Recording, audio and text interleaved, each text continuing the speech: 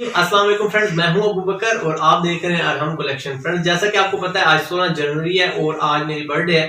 तो फैमिली ने और दोस्तों ने एक छोटा सा अरेंज किया है आज सब मेरी सालगिरह सेलिब्रेट करने का। आप सब दोस्तों की तरफ से मुझे बहुत ज़्यादा ग्रीटिंग्स मौसूल हुई हैं। आप सब दोस्तों का बहुत बहुत शुक्रिया। अल्लाह ताला आप सबको भी खुश रखे, क्योंकि आप हमारी फैमिली हैं, यूट्यूब हमारी फैमिली है और घर की फैमिली के साथ साथ आपका होना हमारे साथ बहुत ज़रूरी था। तो इंशाल्लाह आपके सामने इंशाल्लाह केक जो है वो हम कट करते हैं। तो बहुत शुक्रिया सब दोस्तों का।